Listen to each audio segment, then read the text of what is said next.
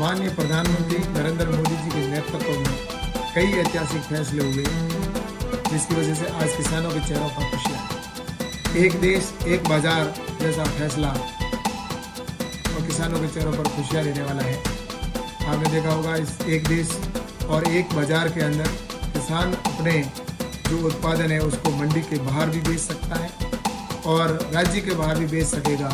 इसके साथ ही essential commodity act है, उसके अंदर भी आज जो तिलहन दलहन और हमारे अन्य उत्पाद है, आलू प्याज, ऐसे जो उत्पाद है जिनको स्टॉक करने के लिए प्रतिबद्ध था, तो अब वो उसका स्टॉक भी कर सकेगा और अच्छी मार्केट के अंदर रेट के अंदर बेच भी पाएगा। तो उससे आज इस भय मुक्त अपना किसान है या व्यापारी वो इस काम को कर सकेगा।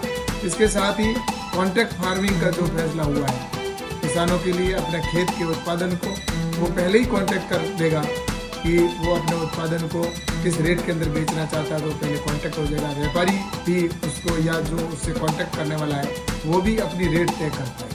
तो इस तरह से ये एक्ट जो लंबे समय से ये किसानों की मांग थी और इसकी आज ये फैसला हुआ है। तो मैं मानता हूँ कि आने वाले समय के अंदर प्रधानमंत्री जी के नेतृत्व में जो ये हम सब की कल्पना है कि भारत आत्मनिर्भर बने, तो वो पूरा होगा और ग्राम स्वराज की परिकल्पना है वो भी हमारी पूर्ण होगी। अफगानिस्तान और पाकिस्तान के रास्ते आने वाली टिड्डी को नियंत्रण करने के लिए भारत सरकार ने हवाई स्प्रे करने का भी प्लानिंग किया है कि हम टिड्डी को हवाई स्प्रे के माध्यम से उनको टिड्डी को नियंत्रित कर सकें।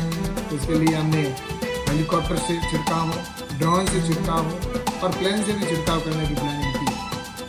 और इसके अलावा जो भी इक्विपमेंट की आवश्यकता है तो उनके भी हमने खरीदने के आदेश कर दिए हैं और जल्दी नए इक्विपमेंट भी आएंगे, तो जिससे कि टिड्डी को हम कंट्रोल कर पाएंगे। राजस्थान सरकार को भी हमने 14 करोड़ रुपये स्वीकृत किए और लगभग 800 ट्रैक्टर भी परमिशन जारी की है जिनके ऊपर स्प्रे लगाकर उन टिड्डी को नियंत्रित किया जा सके।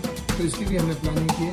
निश्चित रूप से आने वाले टाइम के अंदर टिड्डी को कंट्रोल करने की पूर्ण रूप से हमने रणनीति बनाई।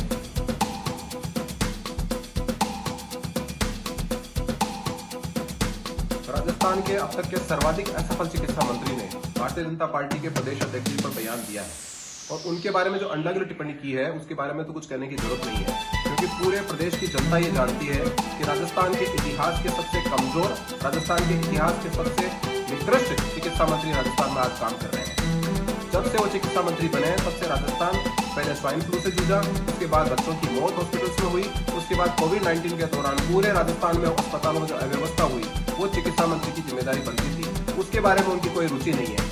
अयोग्य व्यक्ति चिकित्सा मंत्री बने हुए हैं, आलाकमान की चापलूसी करके मंत्री बने हुए चिकित्सा मंत्री, जिन्होंने राजस्थान के एक ऐसे नेता के ऊपर टिप्पणी की है जो जमीन से उठकर आया है और अपने दम पर राजनीति में अपनी जगह बनाई है। और पूरे राजस्थान में जो कोविड-19 के दौरान गतिविधियां चली हैं उसमें उन्होंने 8-8, 10-10 घंटे लोगों से सतत संपर्क करके 1-1 लाख लोगों से वीडियो कॉन्फ्रेंसिंग के जरिए बात करके और हजारों कार्यकर्ताओं को जमीन पर उतारकर जिस तरह राजस्थान की जनता की सेवा की है, ऐसे व्यक्ति के बारे में, ऐसे नेता के बारे में एक दोयम दर्जे के नेता ने जिस तरह का बयान दिया है, मुझे लगता है उसकी जितनी निंदा की जाए उतनी कम।